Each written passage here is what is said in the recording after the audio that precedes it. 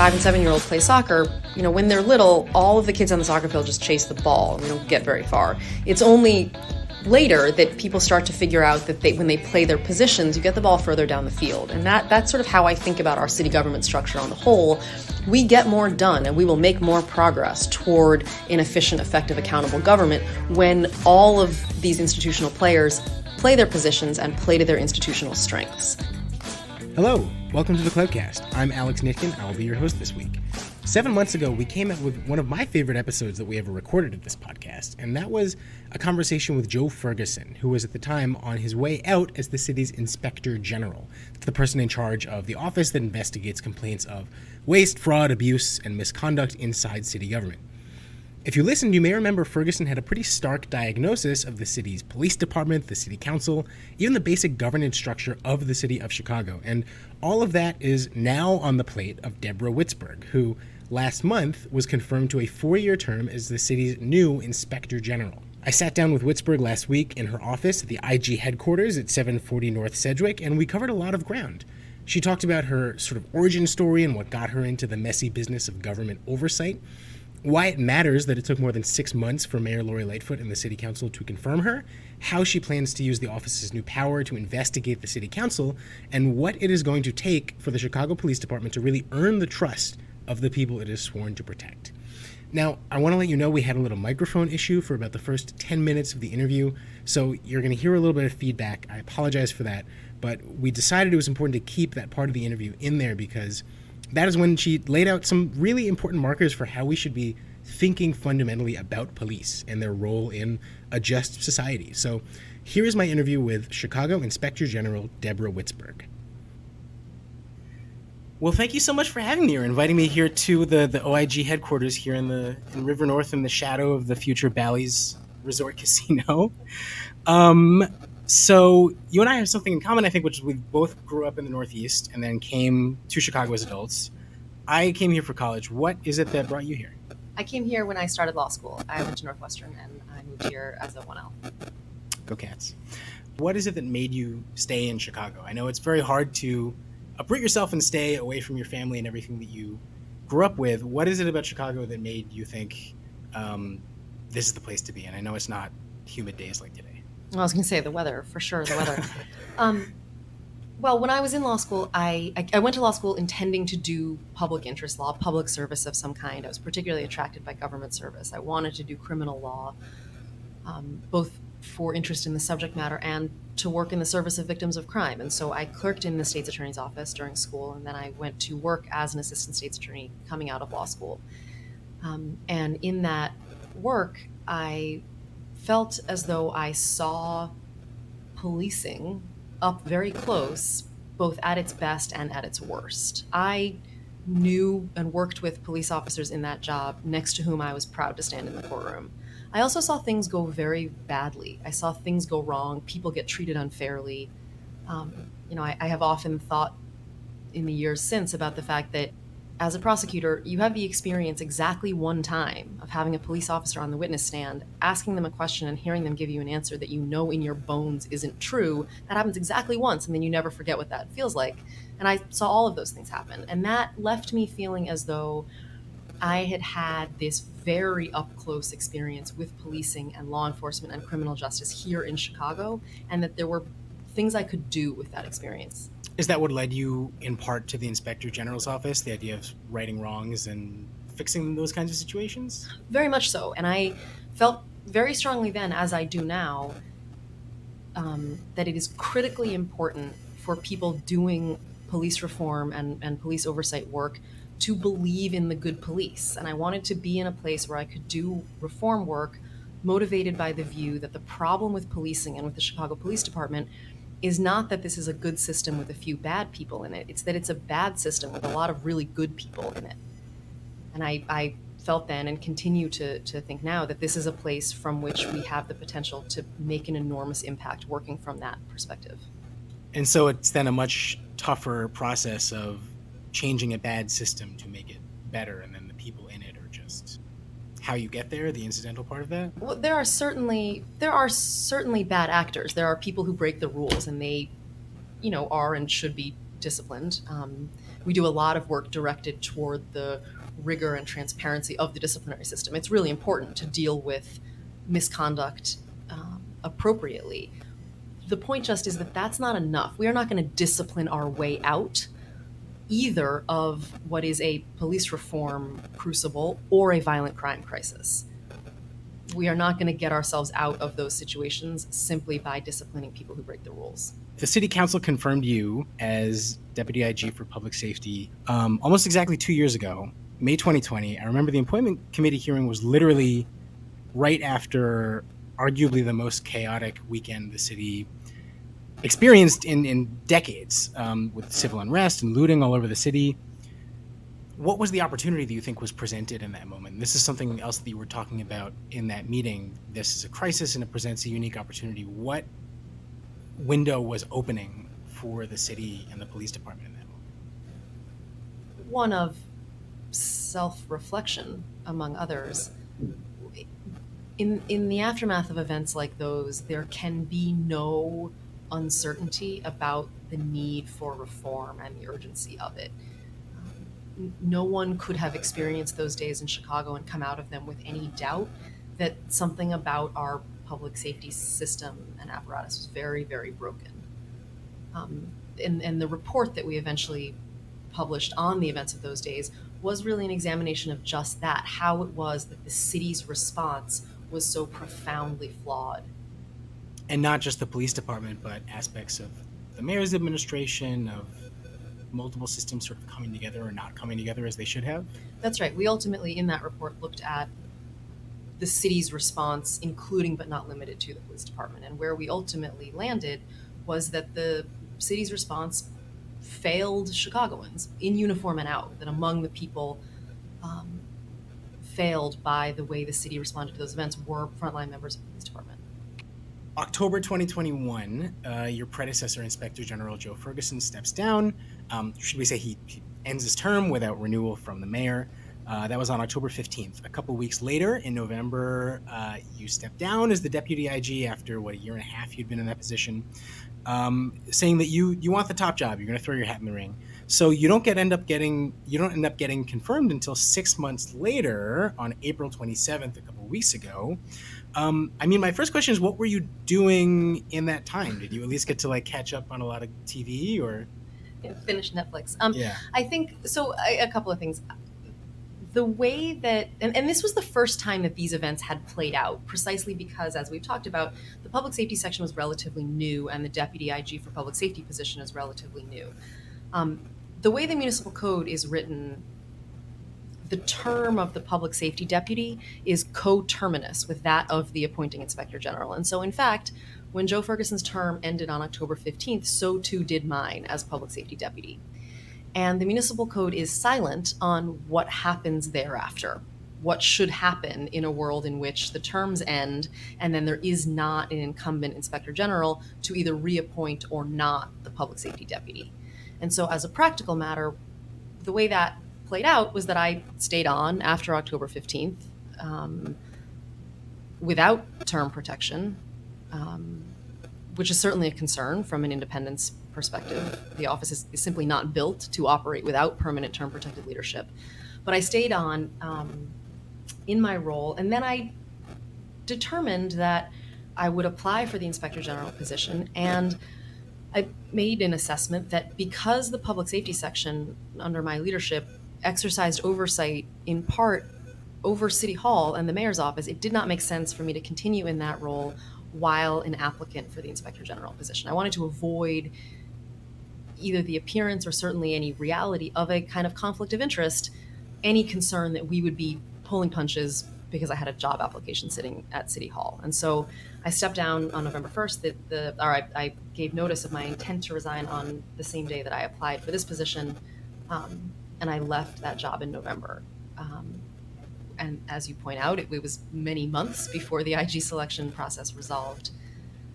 It was a hard decision to leave. It seemed very much like the right one to me at the time.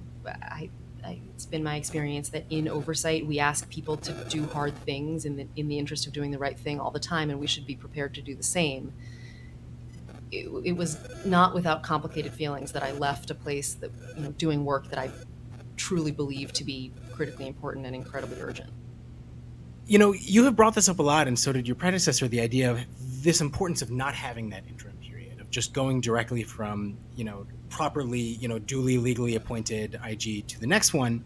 And that's in part why he gave this 3-month warning before his term was up, saying, hey, it's really important we don't create a situation where we have an acting IG, which is, of course, exactly what ended up happening. A couple months ago, I want to mention during this interim period, I asked the mayor in a press conference, is it damaging to this office? Is there any harm in leaving it for so long in that transitory state? And, without hesitating, she said, no, not at all. They're still all doing their job. They're putting out reports. What was she missing when she said that? I think it's important to say a couple of things about that. One, she's absolutely right. People here were still doing their jobs. This office is staffed by many very smart and very hardworking people, all of whom continued to be very smart, very hardworking people during this interim period. And so, much to the credit of the folks who were here, good work was still getting done. It is also true that this office, both in the IG position and the Deputy IG for Public Safety position, is set up to run with permanent term-protected leadership so that the people in those jobs can do their work without fear that it will sort of run at cross purposes with the folks who hold the purse strings or hold the reins on who is sitting in those seats, right?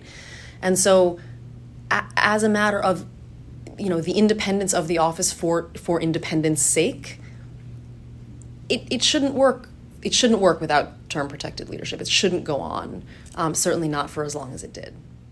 So in other words, it sounds like what you're saying is that the interim William Marbach carried out the duties of the office faithfully, but in that situation in general, there might be a temptation for an interim to maybe be, that the mayor has leverage over them in some way, or that the powers that be have leverage over them. I think everybody who was here doing their work during that time did so really admirably. I think the office was in a tough spot.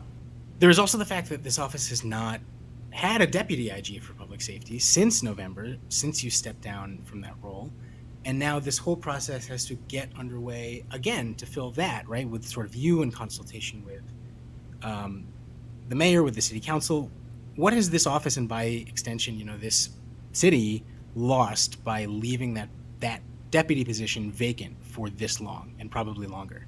Yeah, I think,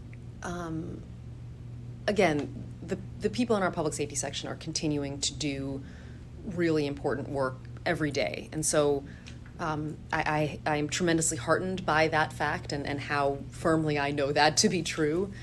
But there's a reason that the Deputy IG position was created in the aftermath of the Laquan McDonald video and its release. And as the city began to imagine what its public safety landscape should look like, the reason the municipal code was written this way is there was a recognition that position, the public safety deputy, played a really important role, occupied an important place on that landscape. And so, what have we lost? I think we have lost, again, permanent, term-protected, long-term leadership in that position from someone who can exercise some vision and direction in the work. In terms of what will happen next and what we're going to do about that, I am very cognizant of the urgency of filling that position. Selfishly, having sat in that seat myself, I think it's an incredibly important job. And so we're getting going as quickly as we can. The process is a little bit different. It certainly bears some resemblance to the IG selection process, but it is a little bit different. So the public safety deputy is to be selected. We are to engage a national search firm to solicit applicants who meet a set of qualifications set out in the municipal code. Which is similar to how the principal IG search goes. Which is similar, although a difference is that the IG selection process requires a committee of members selected both by city council and the mayor's office. There is not the same requirement with respect to the public safety deputy. The deputy is selected and appointed by the inspector general, not by the mayor's office, not by the mayor, and then confirmed by the Committee on Public Safety. And so it is a similar but slightly different process. So you are bringing the nominee directly to the city council. The mayor does not play a role in that, at least officially. That's right. Will she unofficially? I imagine we'll follow the process in the ordinance. Ferguson left a lot on your plate when he left last year, including this last big report that the IG's office dropped, like on his literally second to last day before he left, which for the first time, I think ever, really took aim at the city council and the way that it works in its committee structure. It said that city council committees are mishandling their budgets by using their committee staffers for ward work, meaning that committee chairs have a leg up in constituent service over their colleagues, and meanwhile there's all this committee work that isn't getting done. He also, at the time I talked to him then, he gave kind of a wink and said there's more to come on the city council, so watch out for that. I mean, what do you see as this office's role to investigate, shine light on the city council now that it has this new power to do so? And what kinds of reports and audits should we be expecting to see from this office in that vein? I see our role with respect to city council as now very much aligned and very similar to our role with other city officials and city employees, which is that we sort of have two hammers to get at any given nail of a problem, where those two things are our ability to do programmatic assessment and evaluation and audit of things like effectiveness and efficiency, like the report you mentioned, whether things are working the way that they should, while also, on the other hand, we have the ability to investigate allegations of misconduct by individual people. And so we have been and will continue to do both of those things with respect to the city council. We will continue to look for opportunities to make that body more effective and efficient and impactful and transparent, while also holding to account members of that body who abuse the public trust. Is your office investigating Alderman Jim Gardner right now? Well, I won't talk about specific investigations or certainly specific officials, but to say that we are doing and continue to do both kinds of work, both the programmatic work and investigative work with respect to the city council. What's next on the programmatic front? If not specifically, then what areas are you looking into? Well, we publish an audit plan every year that predicts some of the topics we might cover, and so we certainly have some ideas coming up. But I will also say we're really anxious to hear from Chicagoans about their concerns and where they think our attention should be directed. The nature of this work, right, is that we're never going to look at everything that needs looking. And so this is a prioritization exercise, and we're anxious to do that with input from people who are impacted by city operations in one way or another.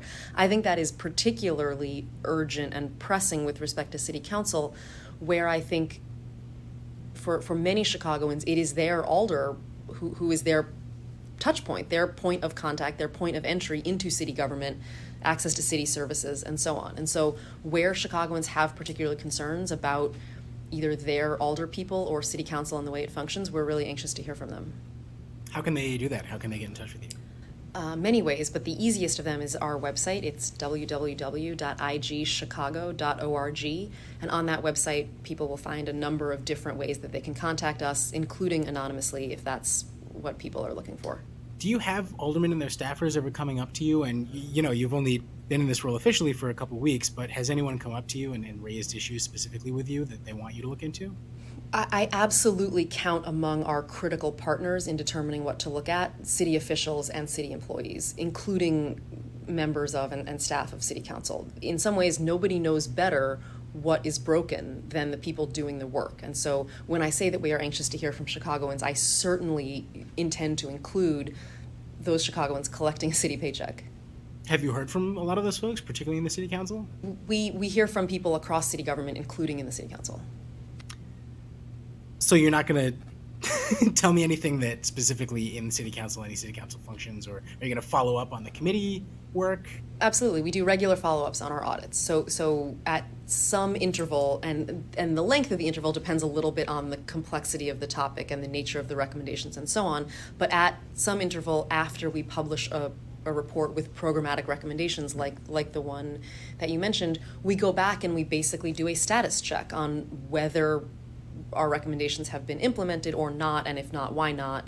And then we publish that further follow-up. And that's an additional accountability mechanism. And that's usually what, 6 months after, a year after? Somewhere in that range, depending again on the topic.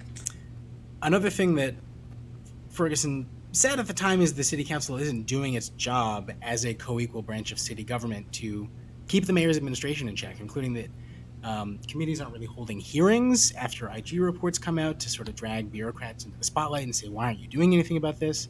How do you thread this needle of like fostering a relationship with the city council, and particularly with the ethics committee and its chairwoman, Alderwoman Michelle Smith, while you are also investigating them at times, or at least keeping oversight of them? I think that challenge exists across our work and across city government.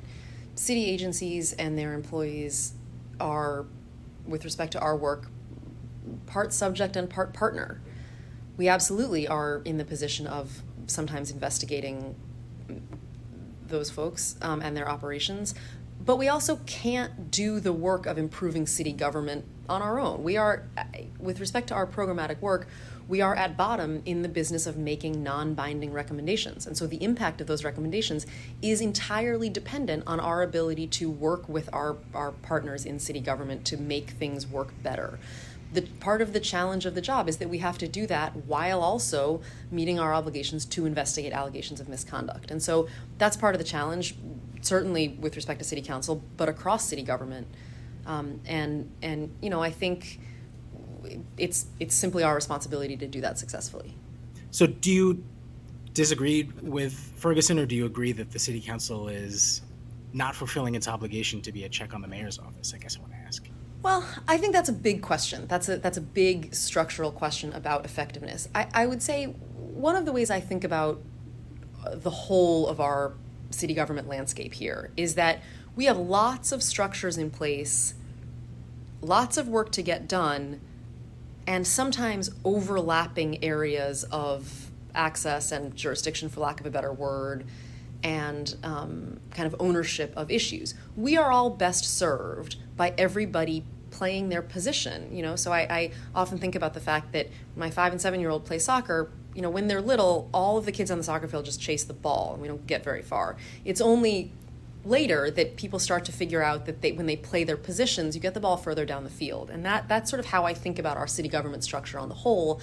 We get more done, and we will make more progress toward an efficient, effective, accountable government when all of these institutional players play their positions and play to their institutional strengths.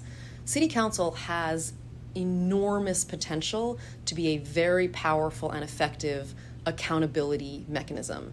For exactly the reasons you mentioned, the power of city council to hold subject matter hearings where it calls before the body city officials to answer questions to which the answers might shape legislative policy, that's an enormous power, and one which, when wielded appropriately, you know, could really have a positive impact on responsive and responsible policymaking. And so we will continue to look for opportunities to, you know, to ensure that all of these institutional players on the landscape are playing their positions and playing to their institutional strengths. By just pointing out, hey, you should actually be on this side of the field instead of going over there. Well, I think there are lots of opportunities to have things work better. Certainly with respect to subject matter hearings, you know, we have done this, and I look forward to continuing to work with our partners in the city council to hold subject matter hearings on our reports whenever possible and appropriate. I think in the limited circumstances in which we have, for example, held hearings in the Public Safety Committee, subject matter hearings on our reports, I think that has been really important and really impactful. And so we'll continue to look for every opportunity to do that. In the midst of all this work, rarely, almost never, is the IG's office actually in the position of advocating for a specific ordinance or piece of legislation. So I want to talk about this big police oversight ordinance that the IG's office was really putting its weight behind about a year ago, exactly a year ago. But the issue has since really lost steam. This ordinance would have instructed your office to put together a searchable public database of historic closed misconduct complaints against police officers going back about 20 years, and had really strong backing from the Better Government Association, from Jamie Calvin and the Invisible Institute. Your stance and Joe Ferguson's stance at the time very publicly were, we can do this, we need this, let's go for it. The mayor said, I don't know, it sounds expensive and unnecessary. She came back with a counter proposal that you said was watered down. You literally called it incremental pocket change. You said it wasn't really serious. And that ordinance sort of withered on the vine, and we haven't heard about it since. Do you intend to revive that legislative effort and give it another push? The effort toward transparency around police discipline and records of police disciplinary investigations is a critical transparency effort. I have talked a lot recently about the notion that the city of Chicago operates at a legitimacy deficit with its residents. That is perhaps more acute than anywhere else with respect to the police department. I think that meaningful transparency around police discipline would go a long way toward improving public trust and improving the relationship between the police and the community. And so it's hard for me to imagine more important transparency work than that. The fact of the matter is, despite the fate of that legislative effort, OIG has done and continues to do transparency work around police discipline. We have on our information portal, which is connected to our website, we have a lot of information about police disciplinary investigations and their histories, and we are actively engaged in doing more of that work. And so, I don't know what the fate of the specific legislative effort will be, but we absolutely will continue to push for and create additional meaningful, intentional transparency around police misconduct and police discipline. I think, I said at the time, and I continue to think, that if the question is why do that work now, the answer is because we haven't done it already. So do you think that there's an opportunity to be a kind of forceful advocate for that, or try to force the ordinance back into discussion, or are you more from the stance of, if an opportunity arises, if Chairman Wagasback or Taliaferro comes back to us, we would join the effort, but we're not going to be the ones who restart that conversation? What we will be fierce advocates for is transparency and public access to information. There are lots of different ways to make some progress in that direction. Whenever and wherever we can, as loudly as we can, we will advocate for transparency. Continuing to, on the topic of police oversight, let's talk about the CPD gang database. Your office put out a series of really scathing reports, I think going back to 2020, saying that this database that CPD has been using and still using to this day, you're nodding, to document gang members was full of really serious data integrity issues, and that posed a real threat, has posed, I should say, a real threat to public safety and to the department's legitimacy in addressing this legitimacy gap you're talking about. The department has said for a long time now it's going to retire the database. It's going to replace it with what it's calling the CEIS, Criminal Enterprise Information System. Are they doing enough to make this right? No. I think you're absolutely right. We put out 2 reports on CPD's so-called gang database. One, our original project, and then a follow-up, as we talked about, to kind of check in on the status of the city's and the police department's commitments to change. And what we found when we published our follow-up was that, in fact, very little had changed from April 2019, from the time of our original report. 2019 was the first report. That's right. We found that very little had changed, and that as an operational matter, the police department was operating and was using its gang affiliation information very much in the way that it had been when we first started looking at the issue. That while work was underway to build a new system, at the time of the publication of our follow-up, no new system was in use. And so we were left in a place where, despite there being efforts in the direction of a new approach, nothing was in effect. And when we published that follow-up report, the police department made public statements saying that while the new system was not operative then, it would be very shortly. It would be by September of 2021. We have not, as a formal matter, re-engaged. We have not engaged with a new follow-up, although I imagine that we will continue to look into whether the department is meeting its commitments to progress and to change with respect to that issue, which I think is a critically important one for lots of reasons, including the ones you mentioned. That is such a good example of an issue where we need to get away from thinking about reforming the police department and fighting violent crime as alternatives to each other. Those are not mutually exclusive approaches. They are necessary correlates of each other. And so with respect to issues like the gang database, what we need to be doing is reforming the police department so that it is better at keeping people safe in uniform and out. A reformed police department is, in my view, a more effective one. And so with respect to issues like the gang database and like the police department's management of its own records and other similar issues, this isn't a binary. This is two facets of a critical effort. We need to fix policing so that we can keep people safer. So when rank and file officers say, well, we need this, we use this gang database, it's helping us figure out who the bad guys are and take them off the street, and you reformers are just trying to tie a hand around our back so we can't do that. Why are they wrong when they say that? Frankly, I'm not sure they are wrong. And the former prosecutor in me is sympathetic to the notion that there is a law enforcement purpose, or there might be, for some of this, for intelligence information. The position that we took in our original report, which to my mind continues to be the right one, is if CPD is going to engage in the collection and storage of this information, we have to do it in a responsible and appropriate way.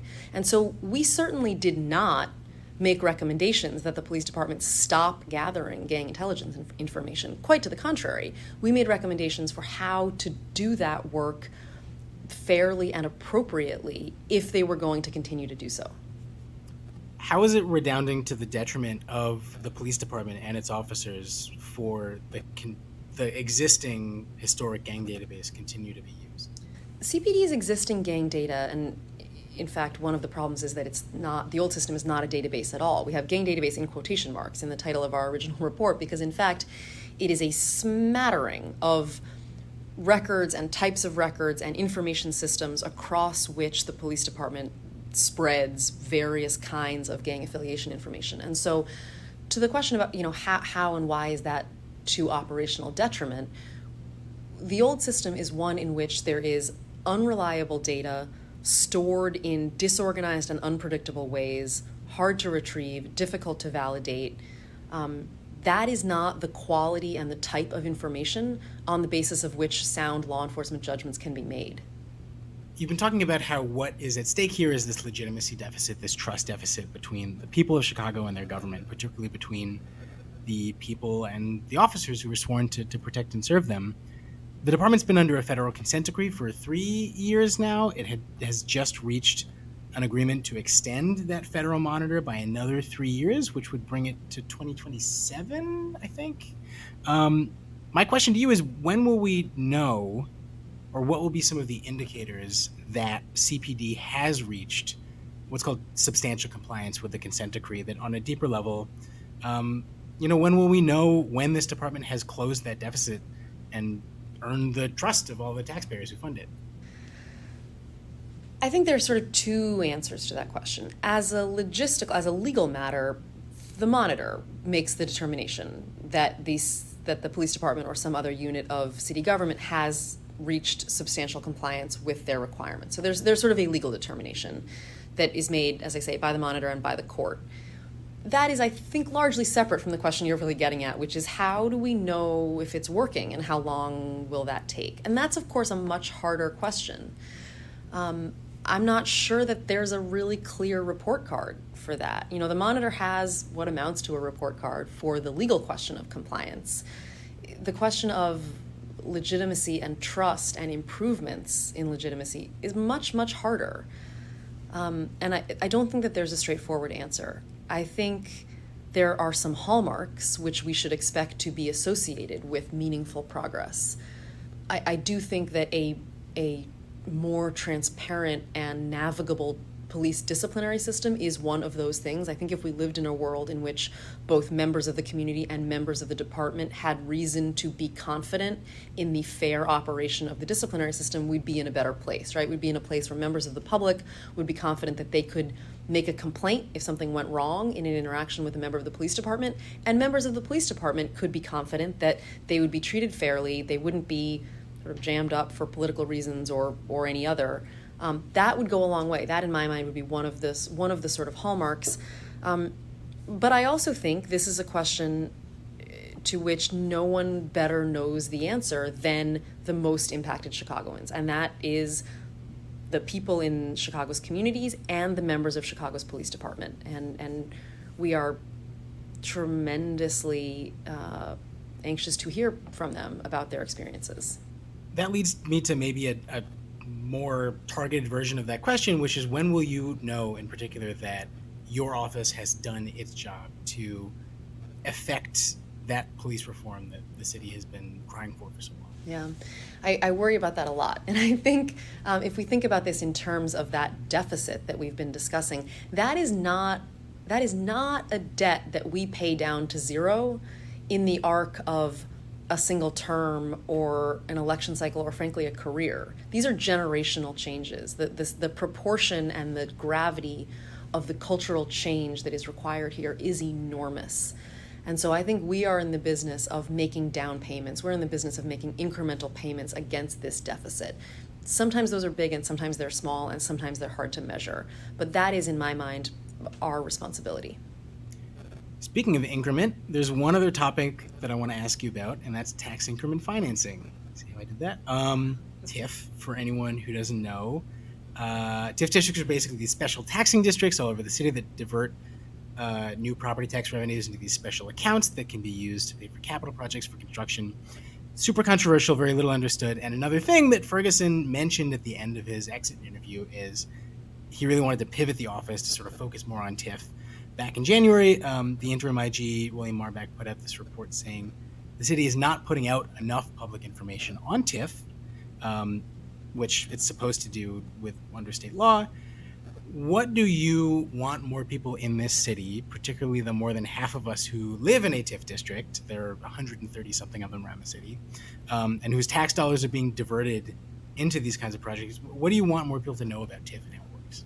I think that's an area where our sort of first line responsibility is demystification. I think TIFs are a kind of area of city government about which people don't know very much. I think it's kind of not out in the public conversation adequately. There's not enough transparency into how this works, and it's an area appropriately of tremendous concern. Where piles of tax dollars as large as these are being moved around, that's an area where people are entitled to information and transparency. And so I view our first priority in that area, as well as in some others, to be that kind of demystification, to help people, to better equip Chicagoans and stakeholders with good information so that we can kind of elevate the level of informedness in a policy debate around these. And so, we are doing some of that work. Certainly the audit you mentioned was looking at the question of whether enough public information is available about TIF work. We also have done some data transparency work on our information portal around TIFs. We'll continue to do some of that work so that we can all be kind of playing with the same deck in terms of shared information and shared understanding of a really complicated issue. Does this mean putting out more kind of investigative reports and audits about what isn't working in the system? Does it mean creating your own systems within the IG's office to, like, a searchable map to help people understand it in an accessible way? I think both of those kinds of things. I think we will continue to do full-scale programmatic work in that area, and we will continue with the data transparency work that looks a little bit more like the latter of those things you mentioned. Before we wrap up, I do want to talk about the process, loop back to what we were talking about in the beginning of how the IG gets chosen. Are you in conversations right now with the City Council, with the Ethics Committee, about how to change this process for next time? And if so, what does that conversation look like? How does that crystallize into actual action? I am looking forward to our working with partners in City Council to address some of the pieces of the municipal code which I think could frankly be improved to make this process faster and sort of cleaner and more predictable in the next round. I think, in my mind, the problems are clearer than the solutions, in that the length of time that this took was a problem, and the extent to which the process happened kind of outside of public view is also a problem. And we are very much in conversations, internal and otherwise, about what might be the best ways to improve that. But I think we will be well served by changes to the ordinance process which result in a clearer, more transparent, more efficient process. During this long interim, reporters like me were constantly bugging Alderwoman Smith, Chairman Smith, and saying, what's going on with this? Give us any update. And what she was really saying was, look, I don't really know, and that's how it's supposed to work. It's better when I don't have any direct interference or even knowledge in that system.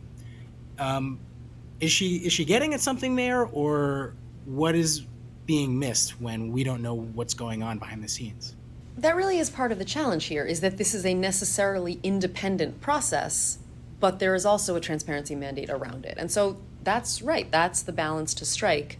We need to sort out a way for this process to be appropriately independent of all of the actors over whom the person selected by that process will have jurisdiction, right? But we also need this to happen in the light of day. This, of all things, the selection of the Inspector General, of all things, cannot happen in a dark corner of city government. And so how that gets brought out to light are just things we'll have to figure out? Those are the things that we are thinking about, and then those are the solutions which, at least internally here, we're kind of trying to think through. What else haven't I asked you that you want people to know about yourself and the job that you've gotten yourself into?